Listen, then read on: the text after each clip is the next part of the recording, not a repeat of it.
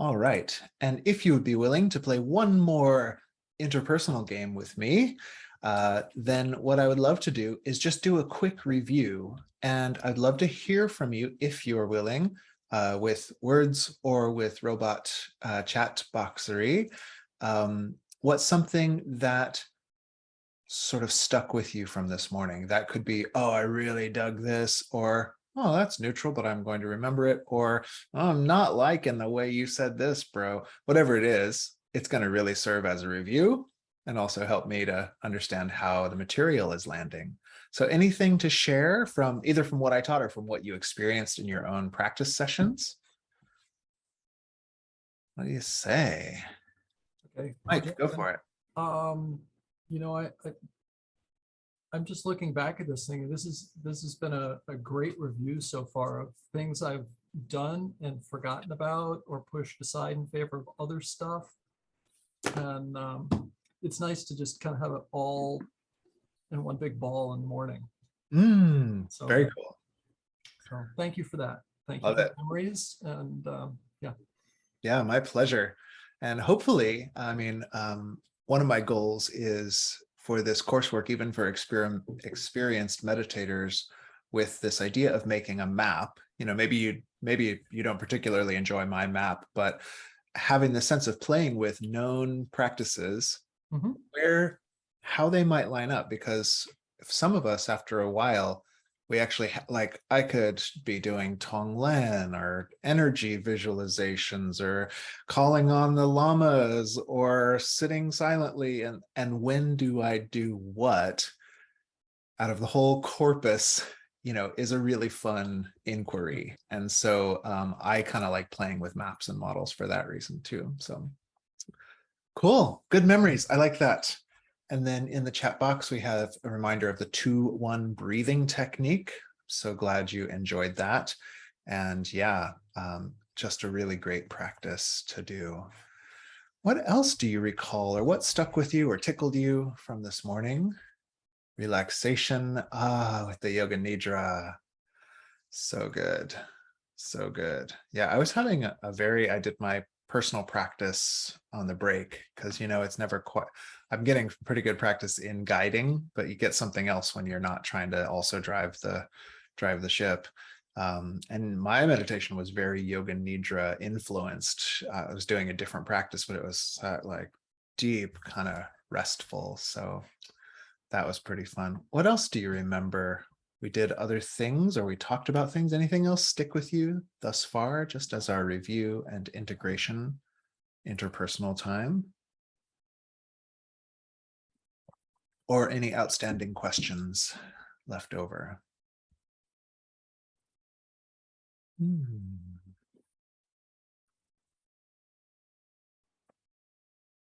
Okay, I guess I need to be more controversial.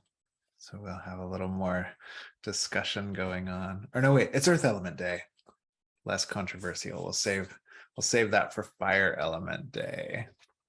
Okay, 2-1 breathing, relaxed state quicker than I expected. Yeah, and that's what I love about some of these little biohack techniques is and that's part of my personal brand right now about meditation, is that many of us, some of us who are more experienced, when we started, like, it took a lot of motivation to stick with learning meditation, for me at least, because I was learning from people who were like, yeah, you just have to sit and endure severe pain if you're ever going to be able to meditate. And that's just a lie. Like, that's not true at all. And then they're like, now, once you've endured pain, you're going to breathe in for 8. You're going to breathe out for 16. And then you're going to hold for 32. And until you can do that, you'll never be. I'm like, bro. So I tried it, it sucked.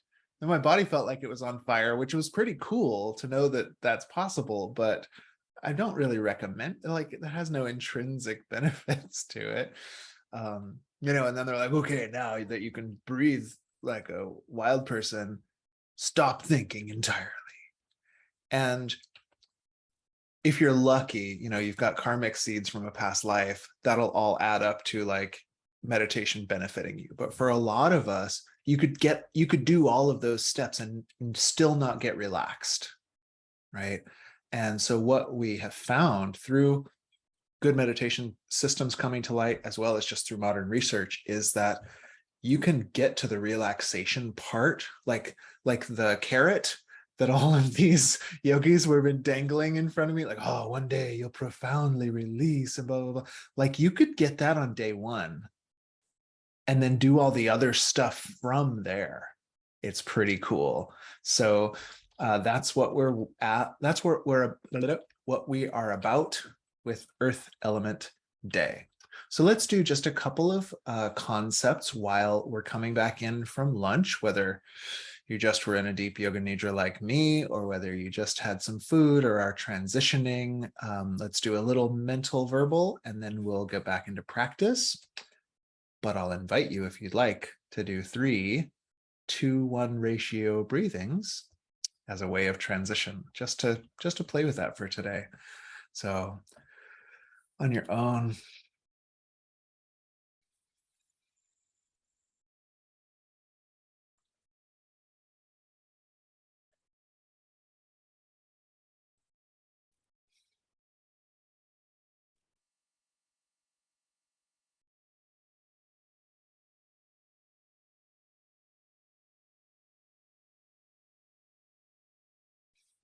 I'm just going to do one more cycle.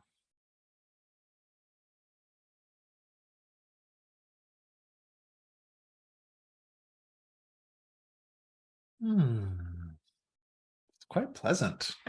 All right. So as we said, we are on the earth element. These are symbolic elements from Himalayan yoga traditions. You do not need to integrate my mythic terminology to make use of this secular stuff. Again, it's just a way that I organize this.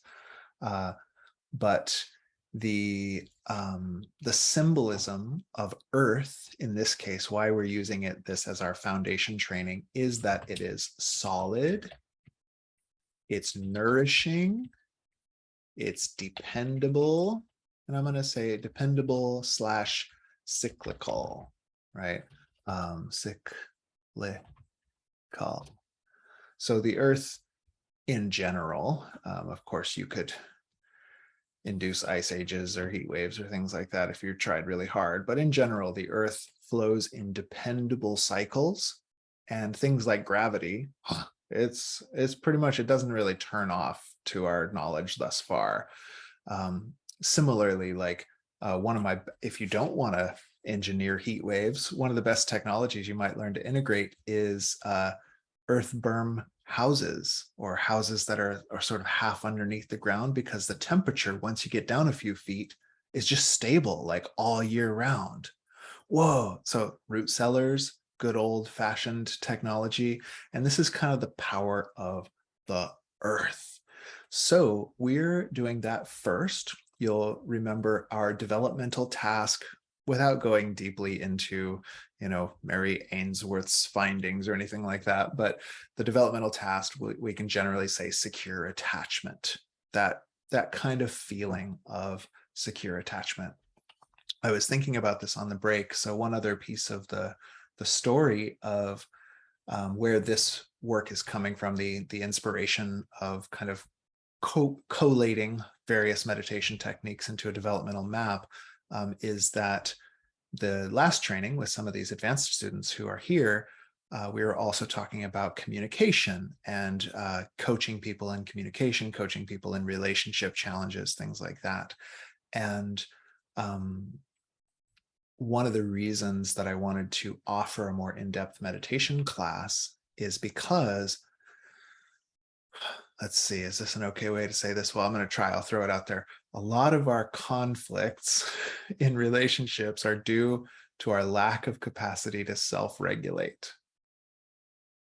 Okay, hopefully that doesn't sound too rude, right? Because it is nice, and it's a totally worthwhile thing to find a partner who can be let's say like in a coupleship, for example, find a partner who could be a secure attachment figure. That's nice, right?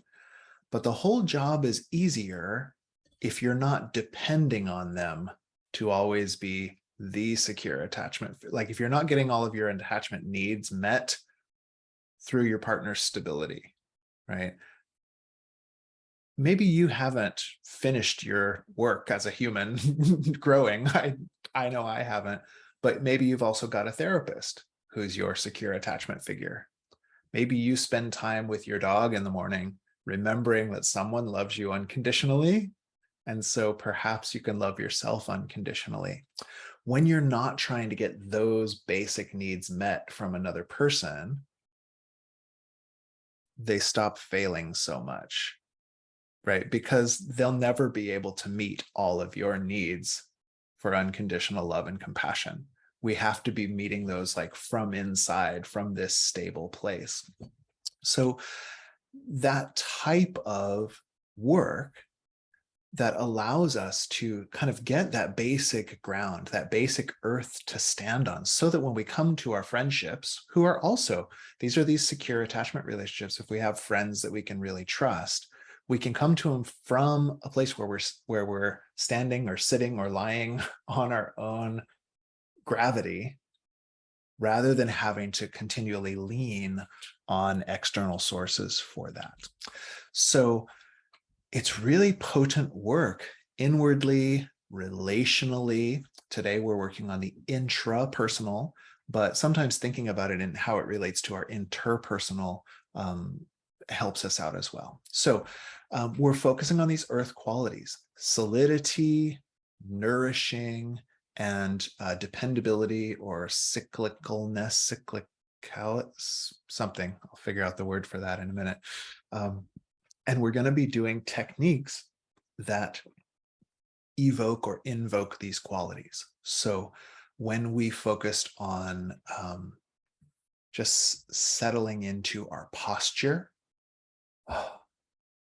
and maybe looking for a pleasant or neutral sensation in the body, the idea here is that we're looking for something kind of like, oh, that was already there.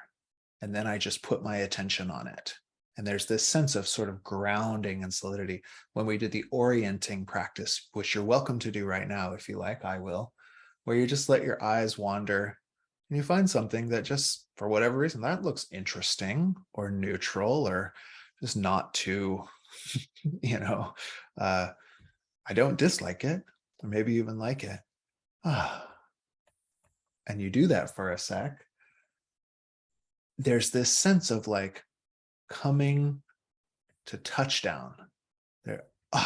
There we are. We're in that sense of kind of solidity. That one is bringing you into the present moment, out of whatever sort of reactive cycles may still be running in our brain. Our brains keep these reactive loops open for stuff we wish we had resolved 18 years ago, right?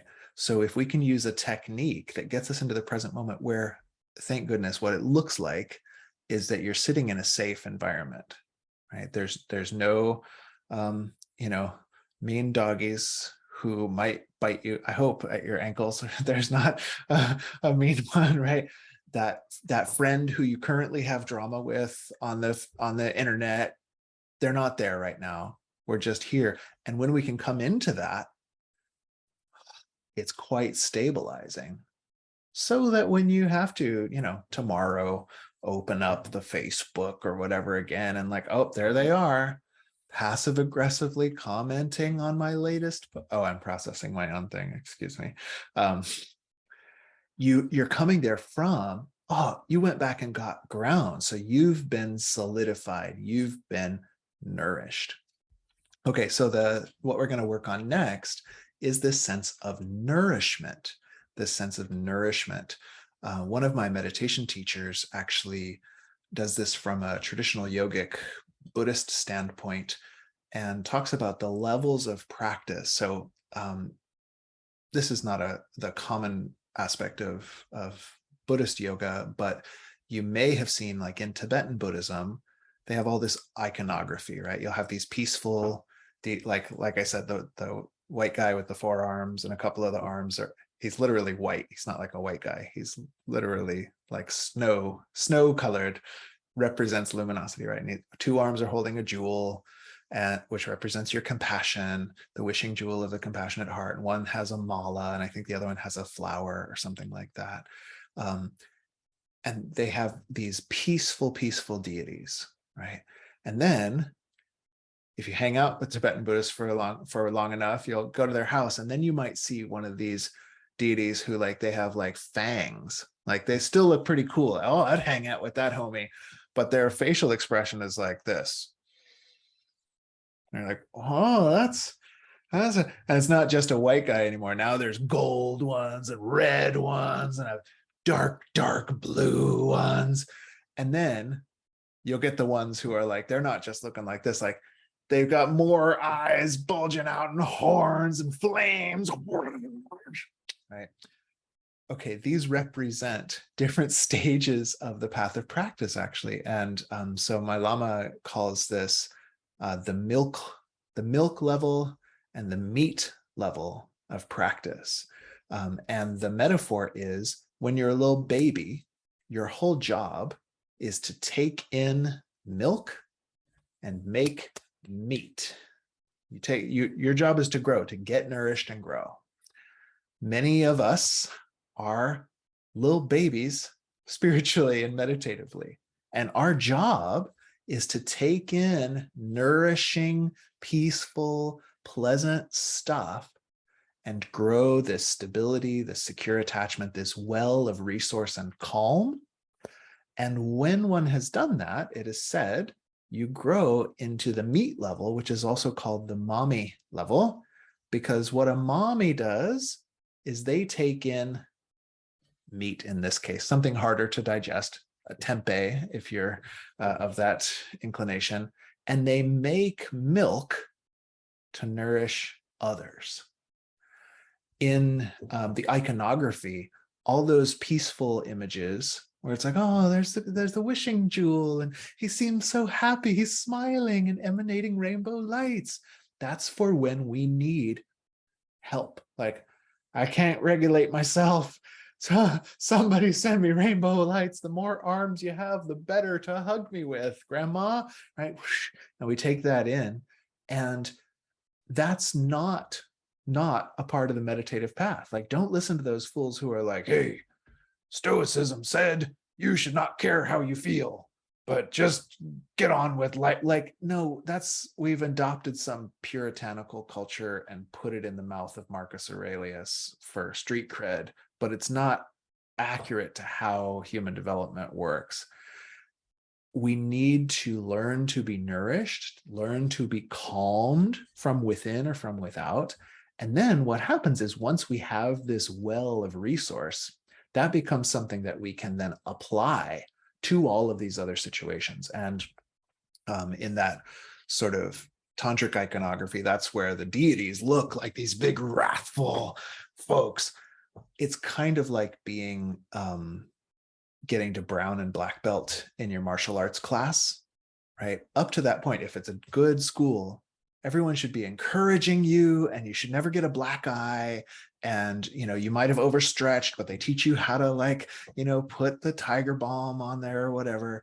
And then when you get to brown belt, you'll know you're ready for the more advanced class, because you'll be like, oh, I really want to test this out and see if it works. And then you'll try to do that on the white belts, and the teacher will have to come over and be like, nah, you don't do that on the white belts.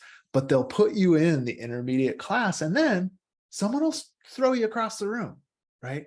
And if you were ready for that, you'll get thrown across the room, you'll do your break fall, and you'll go, yeah, this is what I was waiting for, baby. This is the good stuff. Oh, because then you get to throw them across the room next, and you know how it feels, so you can do it safely. If you see that iconography, that's what those big spooky spookers are. Those are just black belts, basically. And it's compared in the meat, as my Lama calls it, the meat level of practice, meaning like food that a baby can't really digest, right? It's where you're taking life experiences and you're bringing it in, but because you've grown your capacity through all this nourishment, through all this solidity, through all this dependable cycles, you now have this well of resource.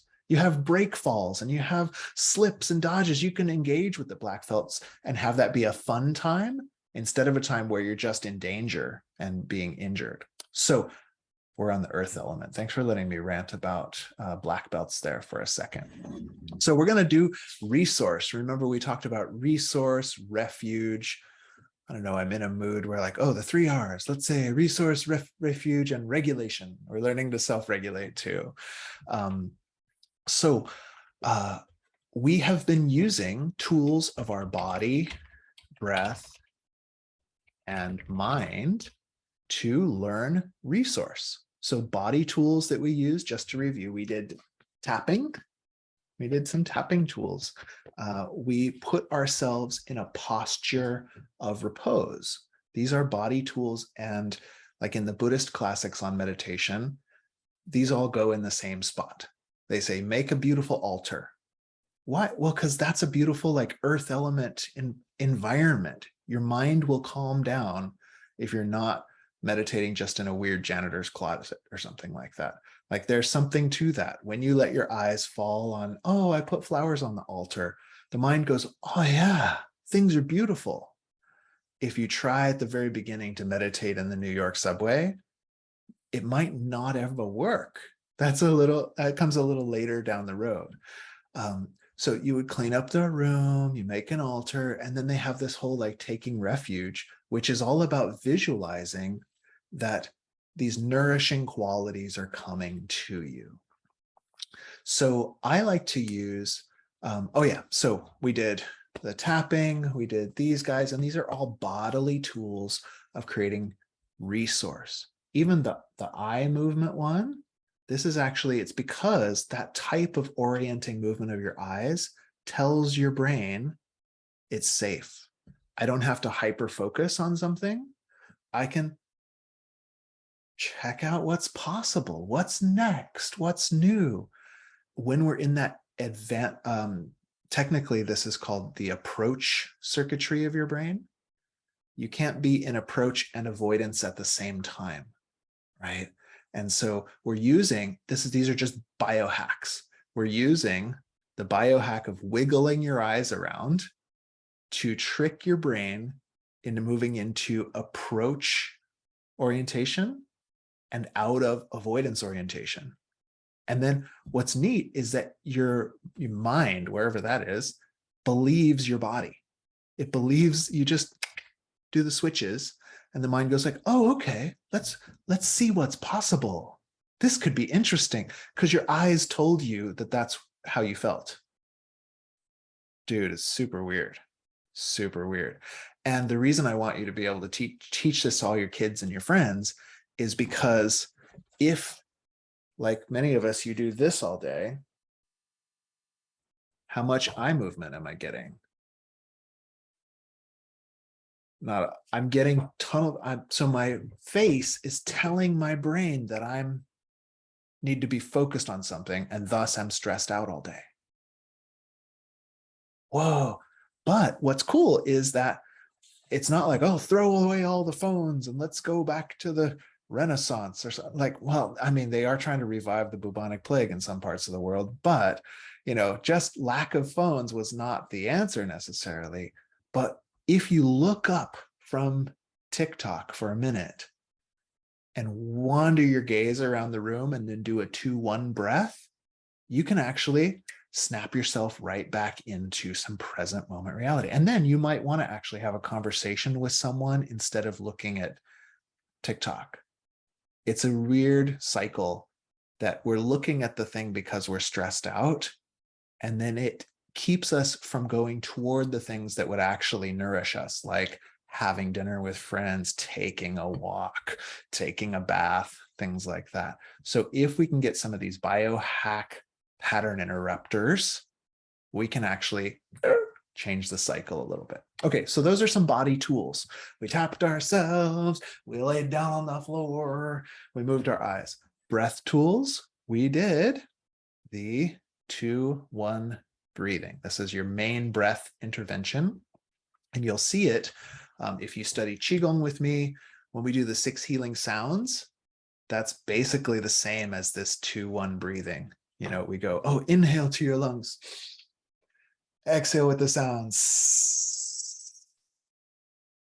right? Because you're restricting the air to make a sound, the breath takes twice as long to come out, but you're not huffing it out twice as long. That doesn't work the same. It's a slow exhalation. Dude, how amazing. This is really fun. Okay, and then we are using our mind in that we are directing the attention with intention. We are intentionally directing our attention. So this is where we're going to get into in the practice of resourcing. All of this sermon for you has been to introduce the why of this practice we're about to do. This is a practice of actively focusing on things that feel good, feel nourishing, feel calming. And I think I gave you enough pep talk where that's like, well, yeah, can we get to it already? Will you shut up and let's resource? But for a lot of folks, if you mentioned this to a random sample on the street, you might see how much of this kind of odd, puritanical, life-denouncing dogma we've culturally indoctrinated ourselves in. That like, oh yeah, just, hey, take a day and just feel good. I did it on Saturday with Rev Fa Jun. We just spent the whole day just like feeling good. He called it a meditation retreat, but I think it was just about like feeling good all day. People will go like, what? That's not allowed, because we've been sold this notion that to be a worthwhile being, you have to level up somehow. You have to be a contributing member of society, which, you have to produce enough widgets or whatever for your overlord or something along those lines. But the fact of the matter is you deserve to be happy just as you are. And so resourcing is a way of practicing that. Yeah. And so then, I'm reading the chat here for you at home later, for a friend, who just can't even, like, you try to say like, oh, this is neat, it's really inspiring me. And they're like, la, la, la, la, la. Then, you can wait around. Sometimes there's tricky ways of going about this. And, this is okay, I won't go on a rant. There's so much interesting to talk about in meditation and human development. So resourcing, I learned about this. If you want some resources on resourcing, a book I recommend is Yoga and Psyche, I believe was the name of it. And that's by Mariana Kaplan. Mariana Kaplan is cool. She's a PhD psychologist and also a somatic experiencing practitioner. And I found her from one of my Buddhist lamas who recommended doing work with her because she kind of bridges the gap between spiritual lineages and trauma-informed practices in human development and stuff like that. And so I went to a class that she taught, and basically we did the 3 techniques that I know from somatic experiencing that I still use, which are resourcing, pendulating, and titrating. And she sort of applied it to spiritual work in a way I'd never heard before. Whoa, knocked my socks off.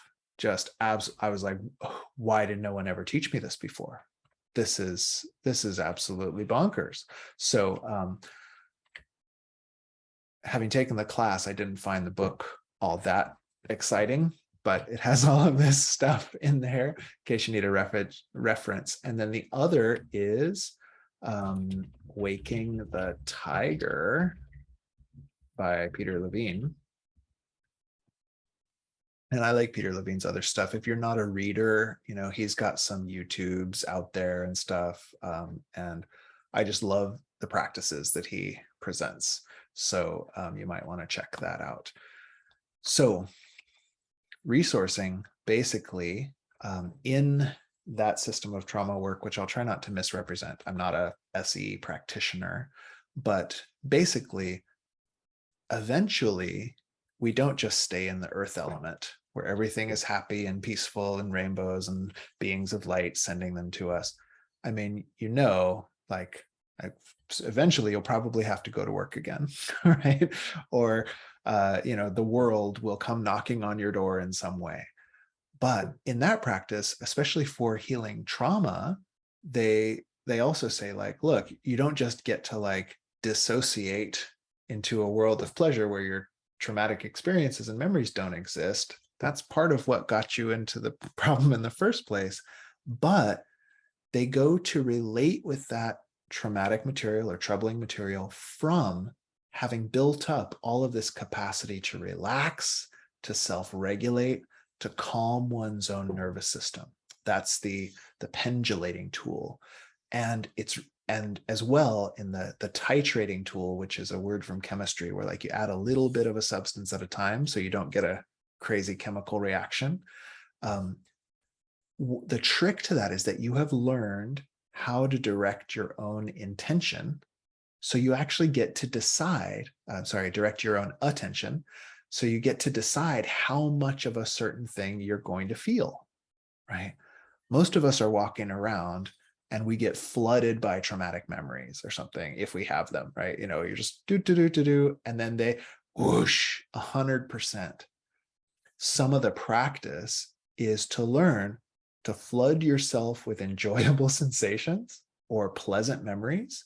And then when those folks try to rear their head, you go, oh, thank you. And then you pendulate over here and you go like, yeah, but also remember that time I was in Hawaii and the sand was so warm and I had just left Boston, Massachusetts in the wintertime. And then I was warm for the first time and I felt like I was melting.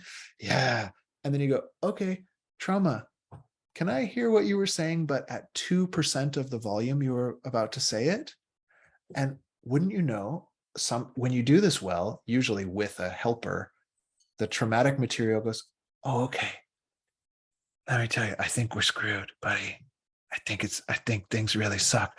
But you're hearing that like in Hawaii in your mind, right? And so you're like, I mean, I get what your point, but feel the sand, dude. Like we're melting here.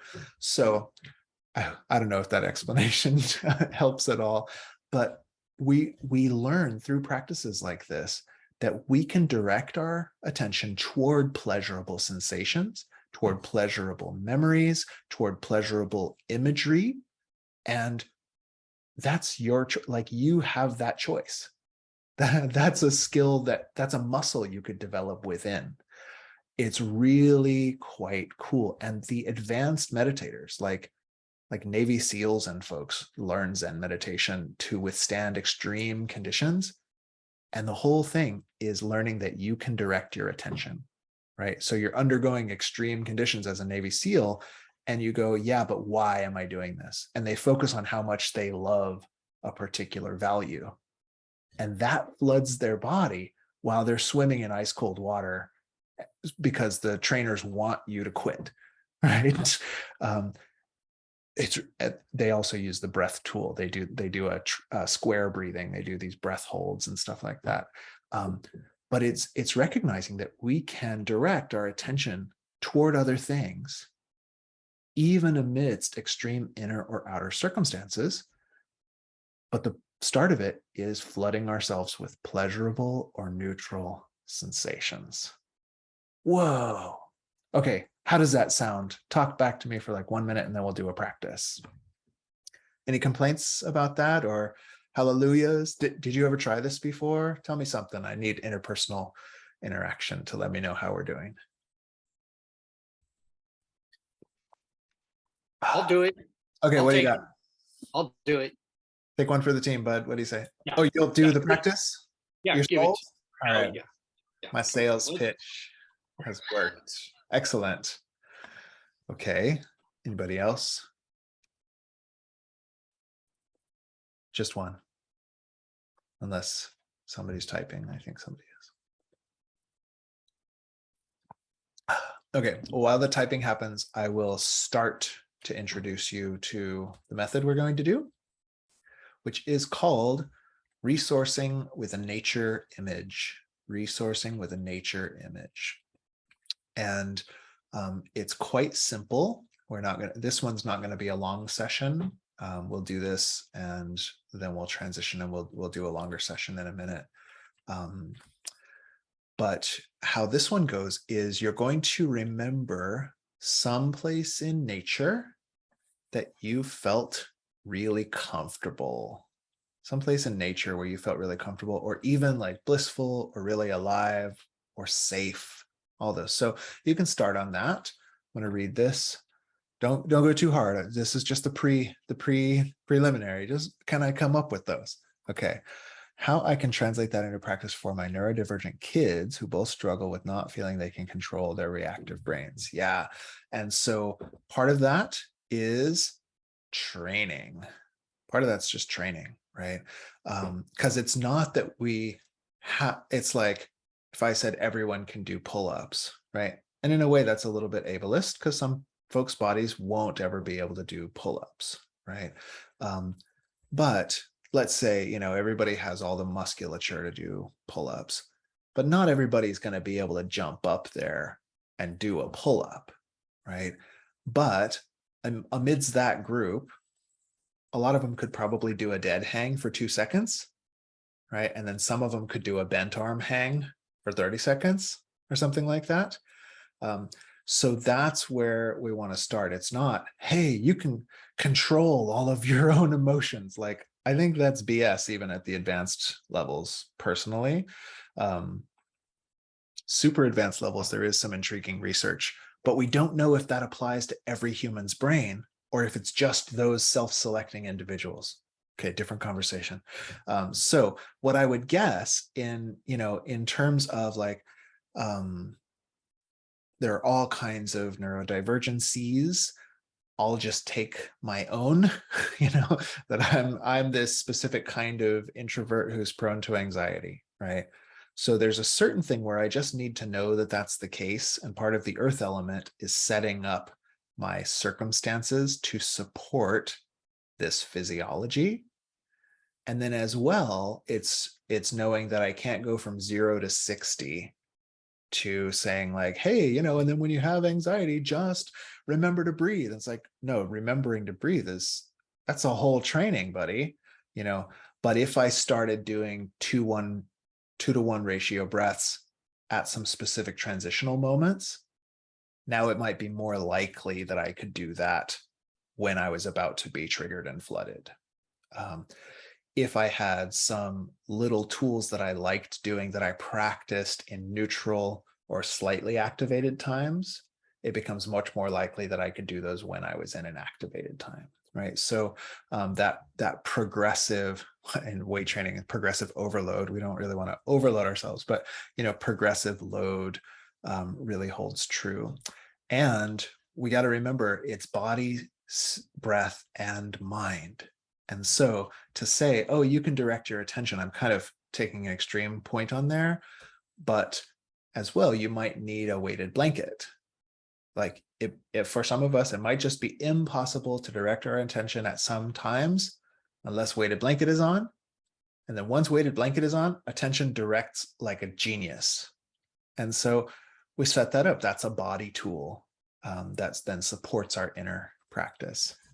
Hopefully that provide something lucid related to that question. Okay, so were we able to think of a place in nature where we felt safe or neutral or even blissful or relaxed? Anybody, because if you can't, you can think of any type of place that feels that way, or you can imagine what such a place would be like. So we found them. Okay, so here's what the practice is going to be like. You're going to imagine that place is the inner landscape of your body. So just to describe, and then we'll actually sit with it for a minute. But like I'm kind of looking at Mike's background, if y'all can see this, and for the recording later, he's got like the mountain islands in the sea of clouds, right? And it's like, that looks pretty cool to me. And so I would imagine just the whole interior of me is that. It's just a sea of clouds and the island and the sky, and it's groovy. So For whatever yours is it a nifty cave somewhere? Is it a waterfall? Is it glaciers? Is it, uh, a open field in Kansas? Wherever your spot is, that's what we'll practice with. Instructions clear? Makes sense? All right, let's do it. So find yourself a comfy posture of repose.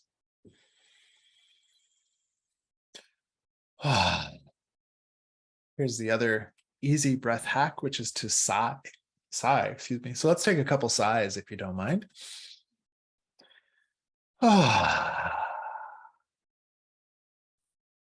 Maybe one more.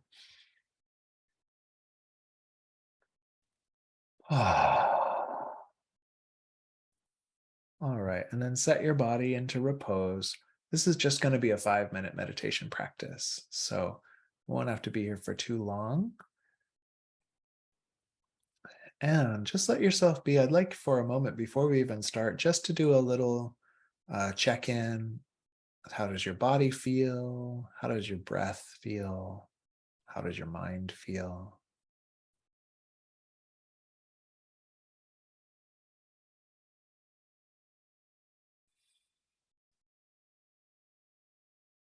And then call to mind that place in nature where you felt particularly comfortable or at ease.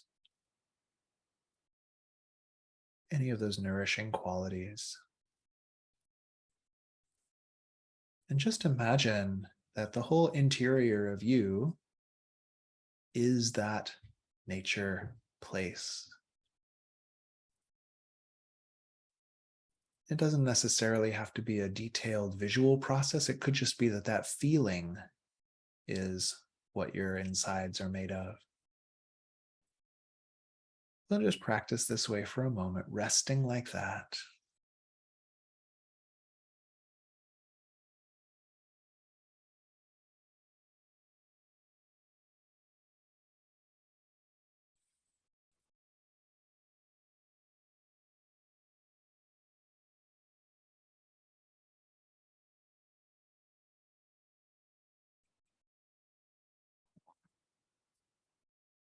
And then once we've got that basic, see what is pleasant about that experience. Or how do you experience that pleasure or relaxation? Perhaps your body feels at ease and open, or maybe your mind feels inspired, or there's a memory of love, or whatever it is about that place.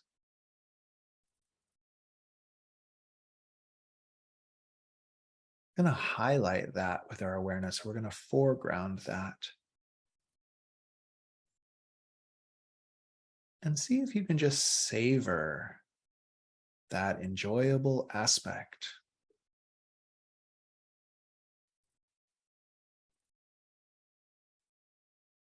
See how much you naturally enjoy it, and then enjoy it maybe 2% more.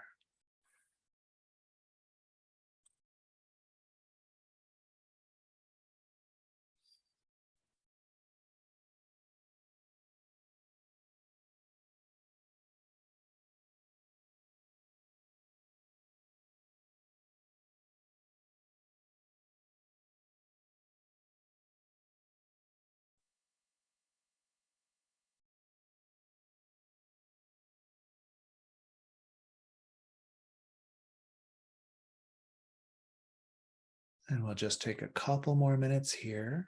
So if you need to, bring your attention back, re-up the visualization or the foregrounding of sensation. A beautiful or sacred natural environment. Imagining that as the interior of your body or the interior of your being.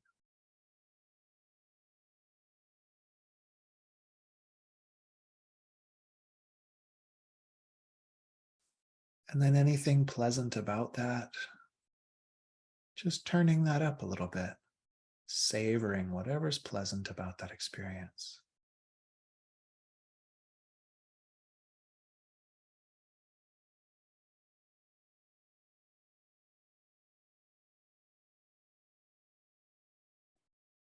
And just like before, maybe make a little dedication. May this meditation benefit me. May it bring relaxation and safety for yourself. And maybe you even naturally feel like you would like that to spread to others.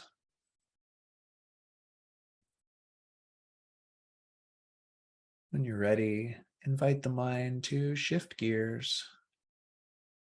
Short practice, but maybe you went deep. Just inviting yourself to return to interpersonal mode. Let's regulate the breath a little. You could sigh, or you could do the 2-1 breathing as a way of relaxed transitions. Maybe stretch the body or move in a way that feels good and delicious.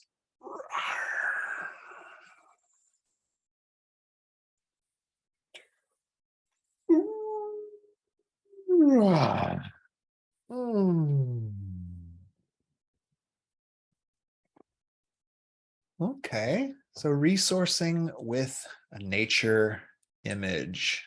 How does that feel? Pretty groovy? What did you experience in that? Give me just a couple words if you like. Did you get it? Did it feel neato? What do you say? Jim, what do you say? This is another one I've been doing for years. Using it with trauma clients also. Yeah. Where I call it, instead of a nature place, I call it the safe place. Where when they get triggered, they can go to this safe place. Yeah. And I have them try to remember how it smells, how it sounds, how the air feels. I like the twist on creating it inside your body. That's a good. I like that. Yeah. That's very cool. Yeah. My spot right across the road, down by the river. I can hear the ripples of the water. I can see the ripples. All the flora and fauna, the birds, the deer, the bear poop, whatever is there. So it's a good. It's a good one. I like this one. Yeah. Beautiful. Love it. Okay, and that's really great. Yeah, in trauma work, this is well known, right? Is creating safe space.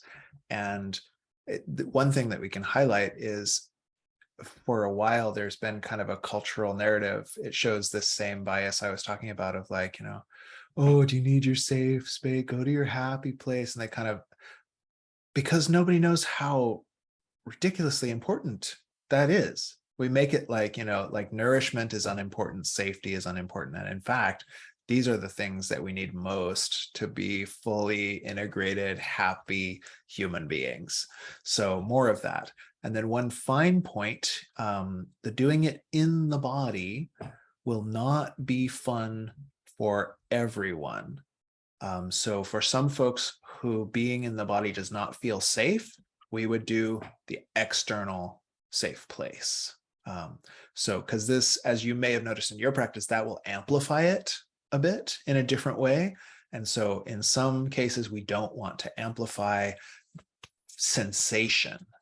We actually want to reduce sensation so that we can get to that neutral spot, and then from neutrality invoke pleasure. Because sometimes what we're starting with in sensation is not pleasant, and we don't want to amplify that prematurely. So yeah. Jim, did you have more to add? I see your hand went up there. Yeah. I like it because I can train people to use this wherever they are. Yeah. Yeah. On the bus, and nobody knows you're doing it. So it's and adding the breath to it, the 2-to-1 breath as the transition. Nice. It's gonna, yeah. Power tools. You can do it on the subway. You can do it sitting on a crowded bus. You can do it in your classroom. Yeah. Yeah. So, and it just brings you right back.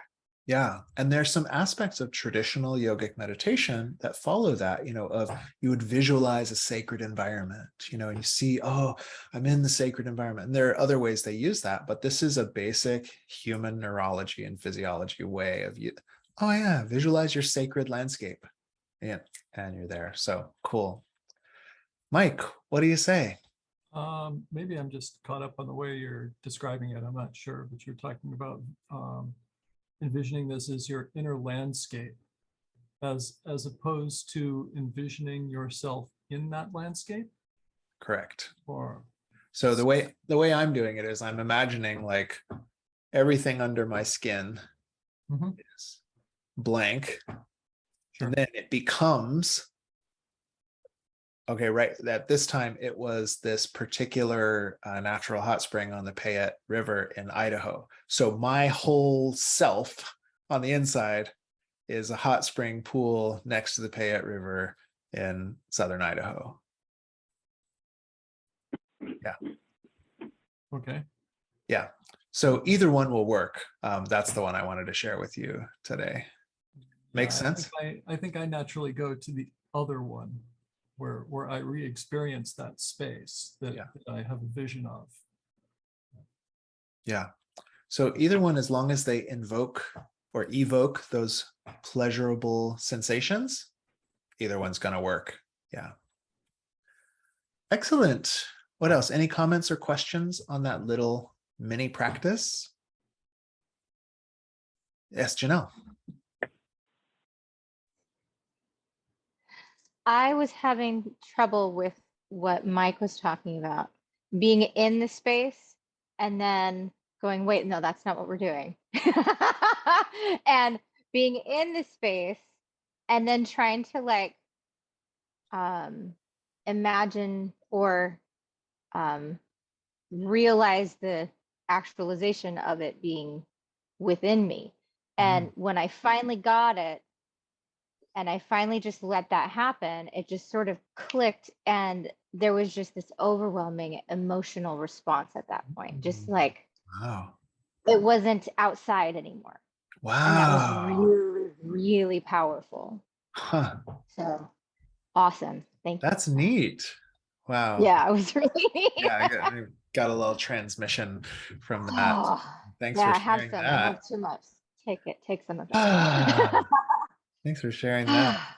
And it is interesting, describing these in words is a little paradoxical because it's kind of like the stuff that's natural in dreams. Have you ever had those dreams where half the time you're in the character and the other half you're observing the character from like a third person vantage? And like there's no conflict. And when you wake up and you try to write it in a dream journal, you're like, oh, wait.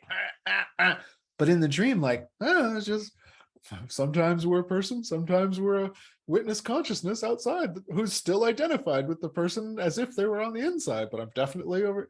I'm like, okay, so we're doing this stuff with our perception in this, which is kind of like, remember being in a spot, and now being in the spot is in you. But being in the spot is okay, and if it clicks, it's usually because we've sort of shifted into that dreamlike awareness, which is a bit of a meditative altered state. But as well, versions of this will work differently for each of us. So, feel free to imagine yourself in a space. This is just the one that I was taught when I learned this exercise, and it affected me really profoundly. So I wanted to share it with y'all. Cool. Okay, anything else to say about that? Just a mini resourcing practice. And this is one that you could, by the end of the day, we'll talk about how to like set yourself up a meditation practice that works for your life. But this is another one took 5 minutes, right?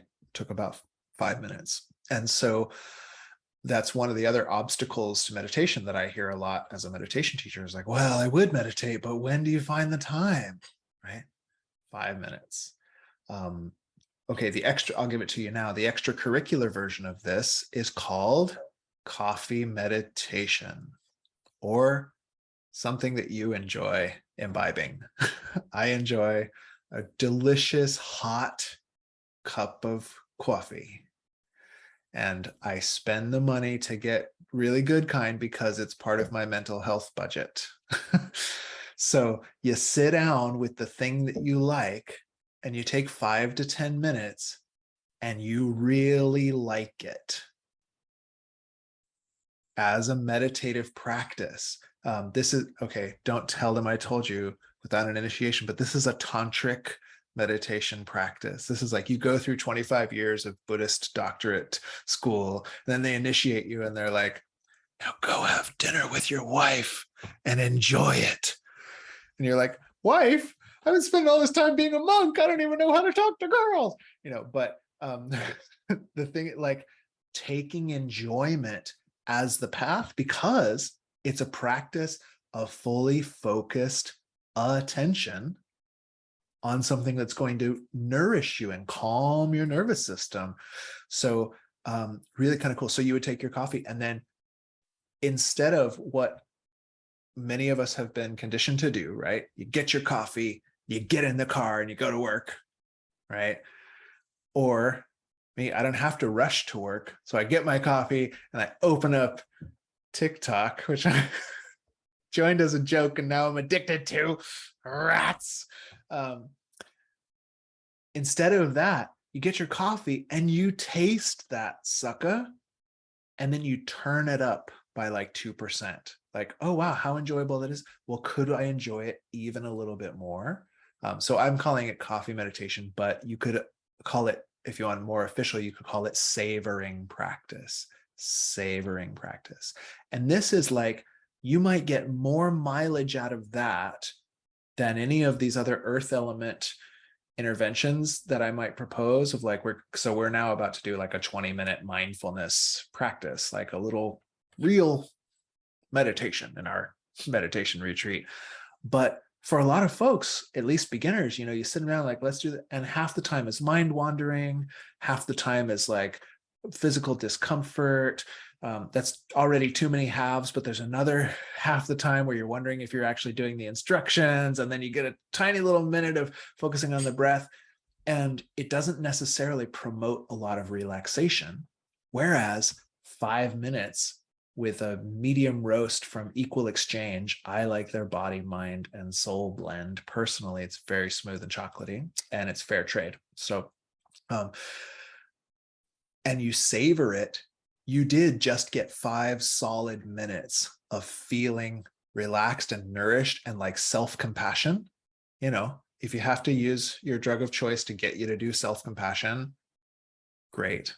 I didn't know that's why I used to smoke cigarettes, but in fact, it was to go outside by myself and take a number of deep breaths and think inspiring thoughts.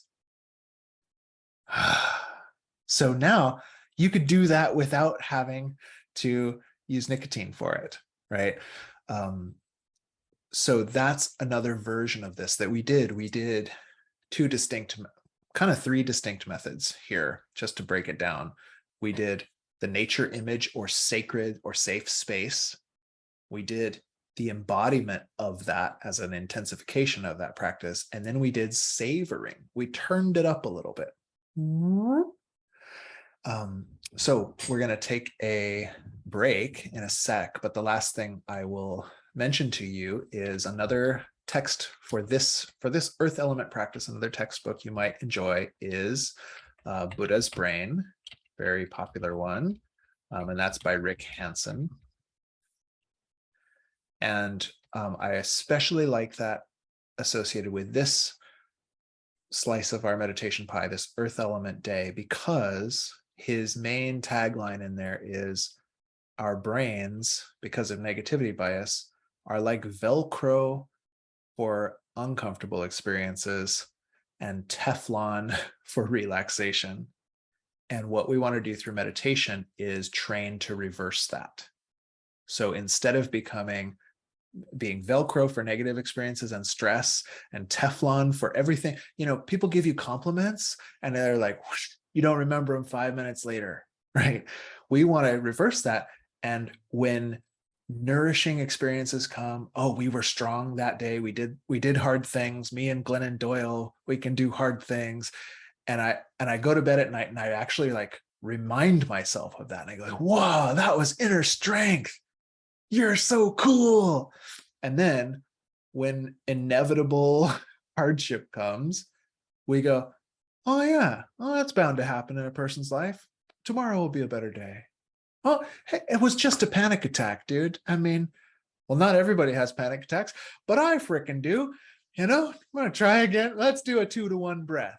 And so we want to become Velcro for nourishment, strength, enjoyment, savoring, Teflon for self-deprecation, and all of the other random crap that life will throw at you. And we can do that because we can train where we want to direct our attention to, and we can make new neural habits in how we direct our attention. Woohoo! So this is where the savoring practice comes in. And last thing before the break, the reason we're introducing that is because what I would like to propose, we'll get this as we finish our day off, is that the rest of the meditation practices we do throughout our career, I've come to believe, should be founded on this skill of savoring. So when Jim was talking about, the creek across the way, I think it was, you'll notice while he was in his description, he didn't go, oh yeah, and then there's some bear scat and it smells like trees. Oh God, but I remember I gotta call my mom. And okay, that's really troubling me. But listen, you can hear the sound of the water. And then sometimes while you're listening to the water, your friend just, is bitching at you on a text message. No, the focus is natural when you're savoring. The focus is natural when you're savoring. So if you wanted to master like the capacity to focus just on your breath, instead of going, hey, shut up and focus on your breath. And then when your mind inevitably goes, can we do something more interesting, like have an ice cream? You go, no, shut up and focus on your breath. Like that's going to take you a long time. But if you go, oh, wow, what's really groovy about my inhale? Oh, neat. Well, what's interesting about my exhale? Oh, rad. What could I be grateful for about this next inhale? Cool. How could my exhale feel like I was giving it back to the sky? Neat. Like if you can get that savoring, focus is like, you don't need to focus anymore. You naturally have placed the mind by learning the approach circuitry, by learning the interest circuitry of your brain. The enjoyment circuitry makes all of these meditative capacities quite natural. What a lot of the yogic distinction of meditation is that the skills we're trying to develop, they're innate to us. We just never got to develop them. And so we're learning how to find, where is it? And then we grow it a little bit. Like you had a strawberry plant in your yard that only ever got half watered because nobody knew where it was. It's like, no, you're finding it and you're going to water it. You're going to get some strawberries. Okay. Is that any fun? You have 3 minutes to tell me yes or no, and then we'll take a break. Okay, cool. My hope is to serve you as I'm having a great day. I like doing numerous practices together with other fine folk. But my hope is to serve you, maybe tell you something new, or maybe tell you something old that instigates a new insight in you in spite of my poor teaching that day. Or so good. I'm glad that you are having a good time. It's almost 3:43 Pacific.